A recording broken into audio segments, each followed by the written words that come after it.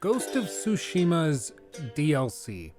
There's not a lot of it, but what is here is really, really good and brings up a lot of questions that specifically relate to what a sequel could bring to the table, what the long-term legacy of the base game is, and what fundamentally makes Ghost of Tsushima so remarkable. This is part 4 of the big critique we're doing. If you haven't seen the other parts, go check those out right now, or you can wait until the entire critique is stitched together into one big collection, which will be posted on the channel soon. Make sure to subscribe for that. Timestamps included in the description box below as well, right beneath the like button, so you can jump around if one particular topic interests you the most. But with all of that said, we're gonna get into it. But of course, a quick thank you to our sponsor, Extra. Thank you to Extra for sponsoring this video. Extra is the company revolutionizing the way that everyday consumers can build credit. I have a bunch of siblings who are just getting out of high school and they're looking to build credit, but they want to do it without having to go out and get a bunch of crappy credit cards. And Extra is the perfect solution for one such problem because it lets you build credit with a debit card. Yes, a debit card. It's really simple. How it works is users will connect Extra to their bank account, so long as it's Plaid compatible, and then they'll use Extra for everyday purchases. And then the next business day, Extra will automatically pay themselves back. Then at the end of the month, all of those charges get collected and reported to credit bureaus. Furthermore, you can earn redeemable points for everyday purchases and use them to redeem actual products. Seriously, building credit has never been easier than it is with Extra. Check them out today at the link in the video description box below or in the pinned comment and start building credit with a debit card. Yes, a debit card. So the DLC for Ghost of Tsushima is all about a new island called Iki Island, and thematically it's a lot darker, a lot grittier, and interesting, I think, than the island of Tsushima. The base game's map and narrative structure was very monochromatic. Everything was about the Mongols invading and you defending your land from the invading forces. Nothing particularly revolutionary about that, and there's not necessarily an issue with that design. Obviously, I really like the base game, as I've said for the last 3 parts, but it is nice to see them take a different approach to the DLC, where not just are you fighting against the invading Mongol forces, but specifically you're defending an island that doesn't like you. You're defending an island that's filled with residents that hate Clan Chimera, that hate you, Jin, as the player character, for very fair reasons. Basically, Jin's dad just massacred tons of members of the island because they wouldn't basically kneel or bow to Clan Chimera's rule. So it makes sense why they don't like you. But it's an interesting thing because stories are all about conflict, and to see this implemented in this way is refreshing because, like I said in the base game, there's only one conflict really that we're dealing with, which is the Mongols versus the island's inhabitants. But in this DLC, we get the island inhabitants with the Ghost of Tsushima and the Mongols, and everybody's angry at each other. It makes things much more interesting. Now, with that said, the DLC is very, very short. It, in theory, adds about 10 to 15 hours of gameplay, but in practice, the story is only about 4 hours long if you're going from mission to mission. Which, to be honest, most players are going to do. They're just going to blast through the story because, going back to the idea of narrative compulsion that we talked about in the narrative section of this critique for the base game, when a story motivates the player or asks the player to chase down a villain that is performing viciously cruel acts upon the innocent, if you are even slightly immersed in the story, you will go and do those things first and explore freely, climb some shrines, and collect objects that really have no immediate importance later. You're not going to get sidetracked if you're taking the story seriously. And I get it, like it's a video game and you should be able to sort of disconnect and play the gamey sections over here and then do the story over here. I understand some people are like that. But me personally, I take these stories more seriously, just like I think the games want you to take them more seriously. And as a result, I find myself going through the main story first and then exploring the side content after when there's no immediate threat on the civilians of the island. But speaking of the side content, it's important to note that in the DLC, it's not going to be extremely varied from the base game. A lot of the same stuff you've been doing, you will continue doing. clearing out camps, fighting brutes and more generals, which is great, but it's going to be more of the same. So if you're coming off of the base game going straight into the DLC, it won't feel that refreshing. But if you're like me and you went into the DLC after a short break from the base game, you'll find yourself feeling right back at home. More of the same, but it's good stuff, so you're happy to have it.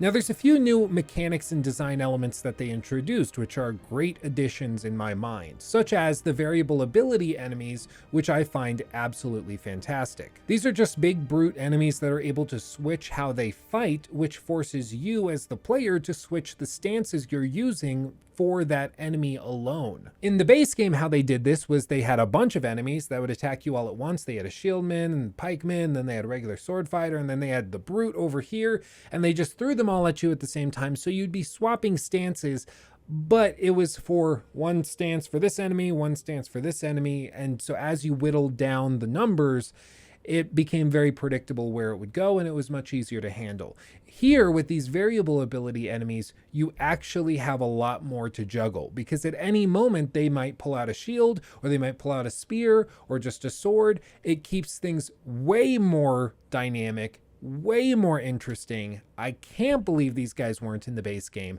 They're fantastic. I mean, if they were in the base game, I didn't run into them in like 35 plus hours. So maybe they were there and I just never came across them. I find that hard to believe, or maybe I forgot and blocked it out. But what I do know is I love these. I know I've been like signaling that for this whole like critique that, oh, they do something really cool in the DLC with the enemies to shake this up. Oh, wait till we talk about the DLC. This is it. This one enemy archetype is so great. I love it. And it is so wonderful. I can't believe it wasn't in the base game. Like, really, it's that good. Furthermore, the introduction of the horse charge, which is an ability where when riding a horse, you can just charge into groups of enemies. It's something that feels great, and it also feels like it should have been in the game from the beginning. And these design elements are exactly what you want from a DLC. You want the DLC to introduce things that feel so at home that you can't believe they weren't there to begin with. That's what you want from one of these games. It's the same thing that we saw when we talked about the Just Cause games in a video that just went live on the channel when we went through that entire series. As they introduced these new gameplay mechanics with like the zip line and the tethers and then the wingsuit, all of it felt so at home you couldn't believe that it wasn't in the base game to begin with. That's how these additions feel. They're that good that you're like, I don't know if I could ever go back. I don't know if I could play the base game without the horse charge and without these different enemies doing all of this. This is what you want from additional content. They also introduced saddlebags, which are a good addition, but I feel like they're a band-aid to the issue. Basically, throughout the entire base game, you'll be juggling inventory, trying to craft as many things as you can so that you have enough equipment for any given encampment that you encounter. And that's fine. It's something we expect from open world games that have this inventory management trope. I just find it really stupid. I don't find managing inventory fun. I don't like it when I use 3 darts and then I'm completely out of darts for the rest of the encounter because I just happen to only be able to carry 3 of them and I can't grab more that I've stashed away in a separate bag or in a saddle bag, and I can't craft more because I reached the capacity of the crafting item I need. Those types of things drive me absolutely crazy. And so here they introduce saddlebags so you can carry more of the things that you need as you explore the game, which I think is a good fix for it, but it doesn't solve the problem, which is just that this is tedious and not particularly fun. So it's a band-aid on the issue, doesn't actually fix the issue. Now for a DLC, I think there's a couple different ways that they could tackle this. For one, I would like to see sort of a reworking of the crafting and ammo collection system that's at play here. I think it's fine, it's serviceable, it gets the job done, but it feels too, for lack of a real word, Ubisofty. It just feels grindy and I don't particularly like it. So in a sequel, I'd like to see them rework it. But I acknowledge that these systems are sort of just an artifact of these open world games in this genre. We see this all over the place, whether it's Ubisoft, whether it's Rockstar with Red Dead Redemption 2, or it's something even like a Naughty Dog title with The Last of Us Part 2. These types of crafting and inventory systems are ubiquitous at this point, and there's no getting away from them unless somebody comes along and just totally reinvents the wheel and figures out how to get this working in a more interesting way. We'll just have to wait and see. It's possible that my frustration with these systems is purely related to the fact that I'm burnt out on them, and I've just played so many open world games that they just feel bland and uninteresting at this point.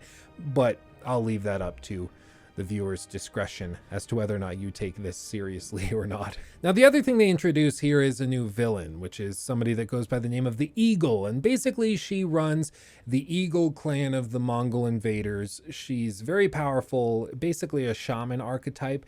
And she has some weird abilities, which initially seem to be purely magic related. But as the DLC goes on, it turns out that she's basically able to use some sort of chemical concoction or herbal brew to control the minds and wills of citizens of the island and her own recruits. And she actually uses this on the player character, Jin, a couple of times. And after she does it the first time, you will start to hallucinate as you explore the map constantly. And this is actually a really cool thing about this whole hallucinogenic drug that they infect you with, because it allows them to give you flashbacks. It allows them to bring up narrative beats from the base game that tie into the narrative here, all with it still feeling relatively grounded. They don't have to constantly do flashbacks, flash sideways like in Lost, flash upside downs. They don't have to do any of that. They can just have this sort of hallucination as you ride through the world and through a beautiful field. And that's a really good way of handling this type of thing. And I also have to give them praise because they didn't rely on just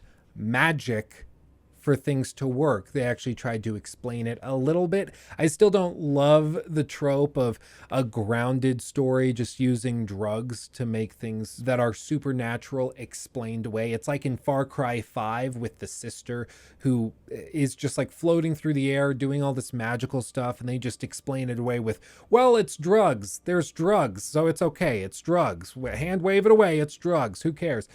I just don't find it very compelling. I criticized it in Far Cry 5. I criticized it in Assassin's Creed Valhalla when they let you go to Asgard because you were tripping balls, and I gotta criticize it here. I just think that it's kind of played out at this point. I'm bored by it. Like, I get it. You might want to do some more interesting things with the gameplay, with the narrative, with flashbacks and all of this stuff. I get it. But sometimes the answer is not to just do a supernatural thing and then claim drugs and claim that the player was tripping balls.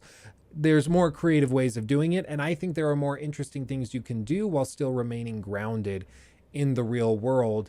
I don't think you have to rely on massive acid trips to do it, but that's just me. I will acknowledge they did attempt to explain it in a naturalistic way, and they also did it in the DLC, not in the base game like in Far Cry or Valhalla. So if there was ever a time to experiment a little bit, it would be in the DLC. So this one's not a big deal, but I felt I should mention it. But beyond this, I find the Eagle painfully uninteresting as an antagonist. She's just bland.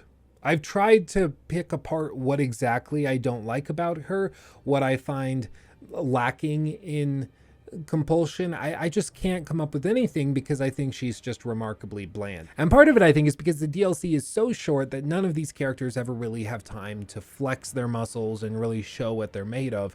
And it's just an artifact of the length. And I think that's part of it. They didn't have time to develop the character to a point where she would be interesting, but it doesn't excuse or change the fact that she is bland and uninteresting. It just, she is. There might be excuses for it, reasons why she's uninteresting, but she is. That's it. Now, as for the island design itself, Iki Island does a much better job of giving you long distance goals while you're exploring and navigating the map. In the base game, the terrain is so varied from moment to moment that it's really hard to spot something in the far off distance that makes you want to chase it unless you're at the top of a mountain or a hill or something of the sort. So often you'll just pick an objective on the map and then follow the guiding winds to it. But with Iki Island, it seems like they really took this criticism to heart and rethought how they would structure the game's map. Now, players can see things in the distance from much farther away, and they can decide they want to go there, and they can pursue that objective point without any real inhibition or object in the way.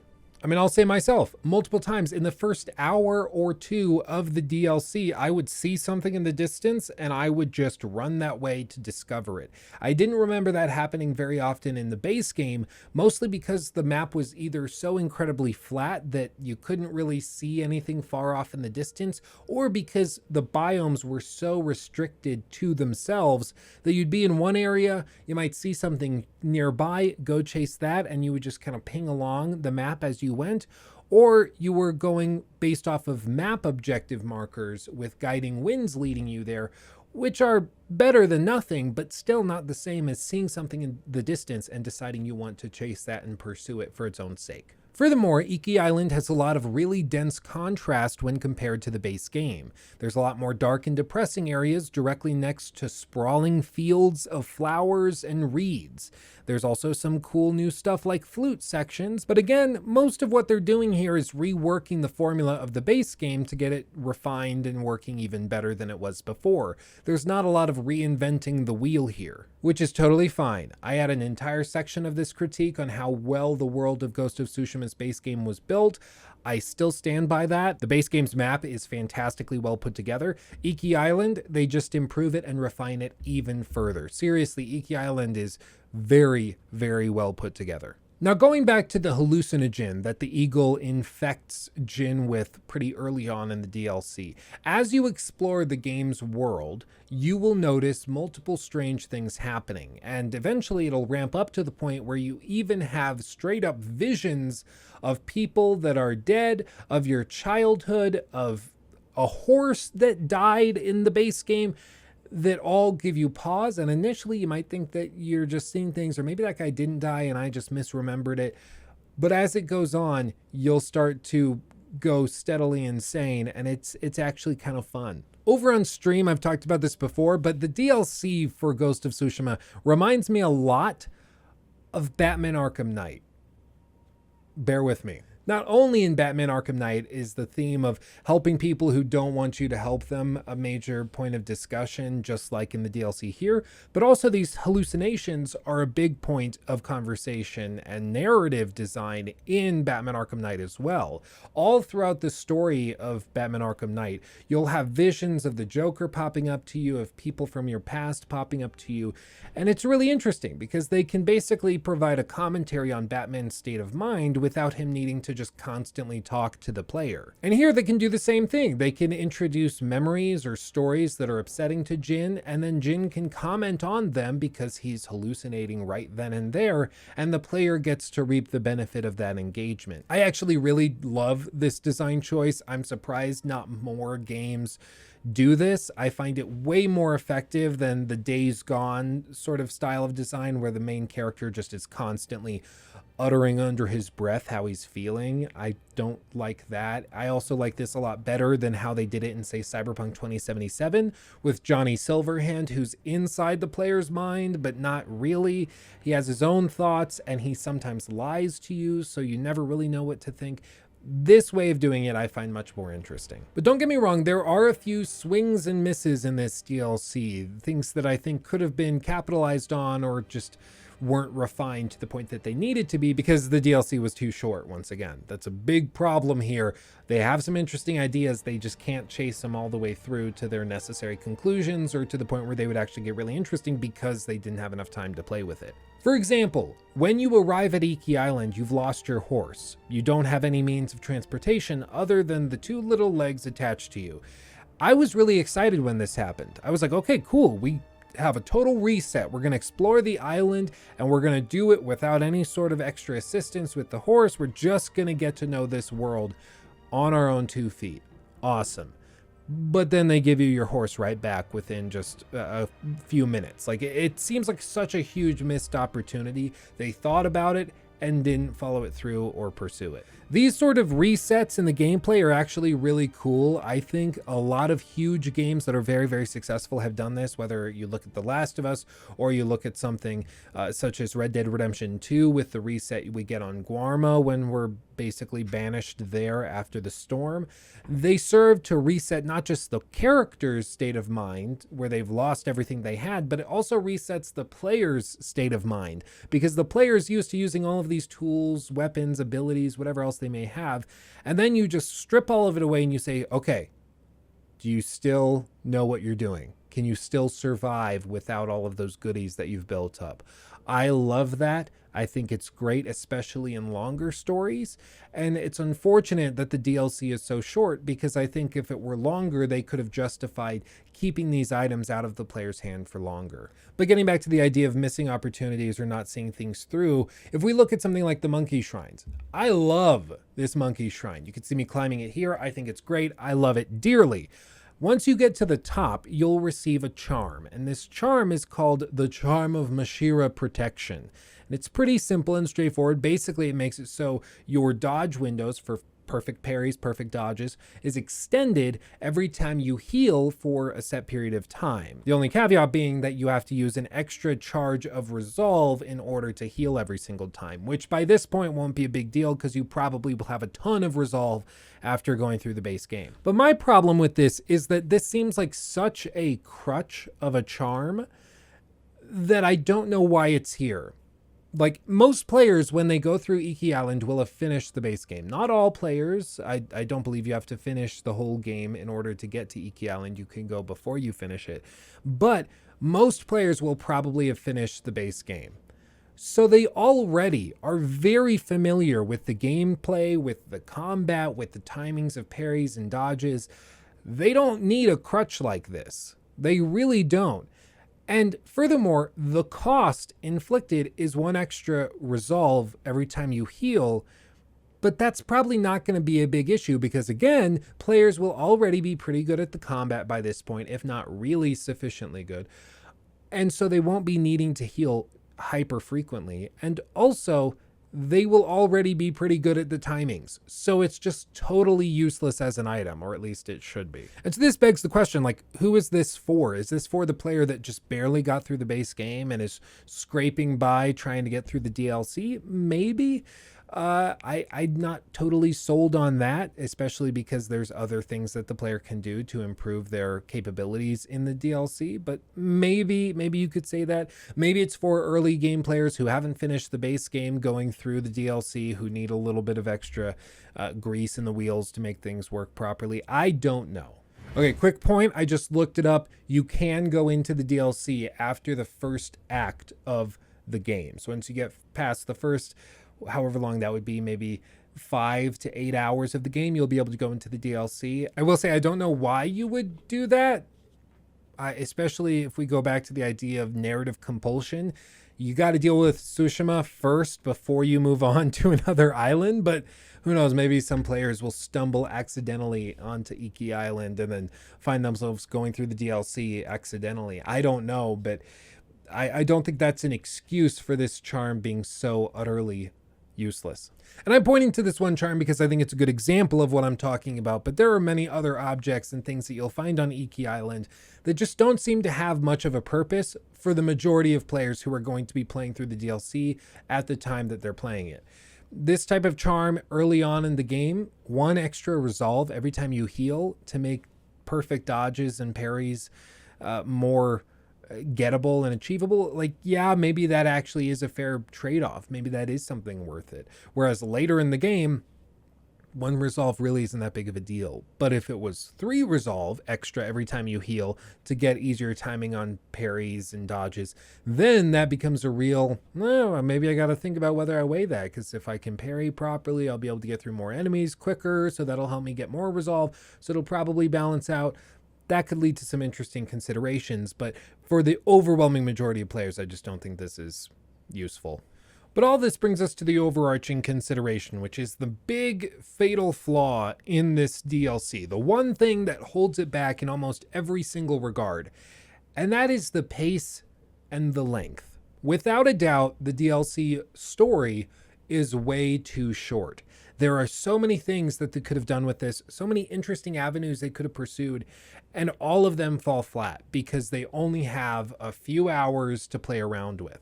and it's really too bad. And I know what some of you are thinking. Oh, well, Luke, if it's only 5 hours or 4 hours of really quality content, who cares? A 4-hour really quality experience is much better than a 20-hour bland experience. And I would agree with you. But the problem is the pacing is so screwed up, you'll reach the end of the DLC and not even realize that it's over. Like, by the time I reached the final battle of the DLC, it felt way too early. Like, I was actually braced for a fake out where they introduce a whole new area of the map or something. It was that bizarre that it came so early. And furthermore, the last boss fight feels like it comes out of absolute nowhere. You just show up and all of a sudden you're fighting the eagle in a final boss fight that, granted, is very flashy and pretty well done, but it just feels like it showed up way too early. And furthermore, I think generally it's just unsatisfying. This final boss fight against the eagle, I didn't find very compelling at all. I thought the fight was too easy, and sure, there's a couple times where you can get stumbled up or where you can get knocked down, but after a couple of attempts, it's going to be a walk in the park. And it really is just too bad, because there are really interesting narrative topics brought up here, such as the theme of growing beyond your parents. The whole DLC, Jin is questioning the role his father played in his childhood, and he's been looking up to his father for all this time, but now he's not so sure if he's somebody worth looking up to, if he should find an identity outside of his family, how that should work. There's so many interesting narrative concepts to play around with here. And it's just so much of a bummer that none of it gets to see the light of day, because there's just not enough time to develop any of those ideas to any significant degree. So all told, if I had to rate the DLC, I'd say it's solid. It's probably worth playing if you have it in the director's cut or if you have it already downloaded. I personally wouldn't pay very much for this if it was something I had to pay additionally outside of the base game, but all told, I feel like it adds some interesting things, and I'm glad I played it, though I'm disappointed it's not more substantive. But all of that brings us to the closing discussion of Ghost of Tsushima, of the long-lasting legacy of the game and the DLC, and where we're at with this, because I think there's so much that's done in the base game that's remarkable. The DLC introduces some really interesting ideas that I think show the developers are aware of the potential they're dealing with here. There's a lot that they can still do that's worth doing in a sequel. All told, Ghost of Tsushima is great. It's phenomenal. I highly recommend it. I think there's some things they did which were a little confusing, such as the Legends multiplayer mode, which felt interesting but really underdeveloped. It seemed like it was a cool concept that somebody came up with. Like, what if we did this thing where we have co-op and multiplayer and it's online? We could do this. We can introduce it for free. I tried it. It's just not that compelling. I just didn't find it particularly fun. I'm sure some people find it really fun, but it just wasn't for me. So I'm not sure if they're going to lean into one of those ideas over the other for a sequel. I guess we'll just have to wait and see. But what is clear is that there's a lot of creative juices flowing over in the development team's minds, and it's just a matter of who kind of gets the creative lead on the sequel to lean into one of these concepts over the other. I hope they lean into more of the narrative concepts that they developed in the DLC, some of the interesting things they were bringing up there, but that's just me. But if we look at the game, not just in its own bubble, but in the context of the broader gaming community and industry, I think it's worth pointing out just how remarkable this game really was at the time that it released. Because for one, a lot of people were excited by it and thought it looked interesting, but specifically when compared to where Assassin's Creed has gone in recent years, it shows that this formula of stealth and open world exploration mixed in with quality melee combat, but with an interesting story too, it can work. And it doesn't need to be filled with microtransactions. It doesn't need to be filled with excessive grind. The story doesn't need to be 100 hours long to be compelling. You can do a lot in 25 to 35 hours with a lean, mean story and quality mechanics backing it up. You don't have to go the route that Ubisoft has gone. You really don't. And it sort of is heartbreaking for me because I like Assassin's Creed. I like that franchise. I grew up on them, and I have a special place in my heart for them. And to see them just totally abandon the classic way of designing those games in favor of where they've ended up going, it's heartbreaking to me. It really is. And so to see a game like Ghost of Tsushima come along and say, no, that way of designing games isn't dead. Like, it's actually very, very much alive. And we're going to show you how to do it well. And then they come out and just nail it on their first attempt at it. It's so impressive to me. I think words escape how to accurately explain it. Obviously, this is an established studio, but for a new IP to come out and just nail it the first time out is extremely rare, and I think is worth high praise. And I will say, as I mentioned at the beginning, I really struggled with getting into Ghost of Tsushima when it launched. I really, really struggled. I don't know why. I tried to play the games. I tried to play the game. I tried to get into the DLC. I tried to get into Legends, the multiplayer mode. I just couldn't do it. It just didn't trigger serotonin in my mind. It just didn't work.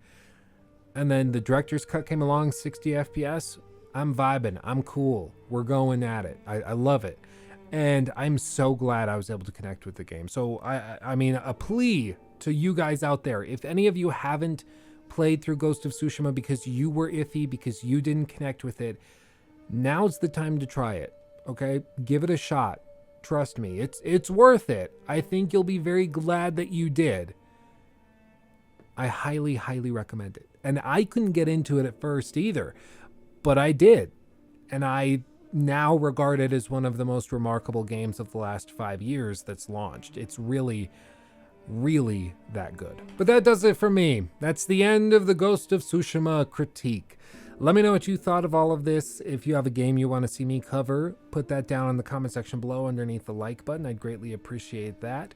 As always, I am very much open to suggestions and ideas. Some of you guys threw out the idea of breaking this critique into multiple parts, so that's what we did. We tried that, and it's worked okay. I think nothing too amazing, but just fine. So let me know if you want us to go back to the regular way of doing it with the one big upload instead of the 4 small uploads. I'm good either way. It's just a matter of what you guys prefer. You guys are the ones that make this happen after all. I'm just the guy that's kind of along for the ride. So I appreciate you guys more than you know. I love you very, very much. Everyone from here at the Stevens household and on the Stevens team making these videos happen, we thank you for watching. We'll see you in the next video. Hugs and kisses. Bye-bye.